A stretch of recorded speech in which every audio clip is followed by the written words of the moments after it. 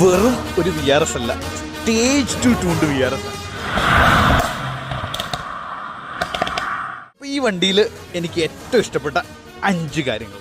ഒന്ന്, ഈ വണ്ടിയുടെ ഒരു ആക്സലേഷൻ തന്നെയാണ്. നമ്മൾ നേരെ എടുത്ത് സ്പോർട്സ് മോഡിലേക്ക് ഇട്ടു. ബാക്കിൽ വണ്ടിയൊന്നുമില്ല, കേരളത്തിലല്ല, ജസ്റ്റ് റോഡിലോട്ടൊന്ന് കയറ്റിയിട്ട് ഫുൾ പെഡൽ.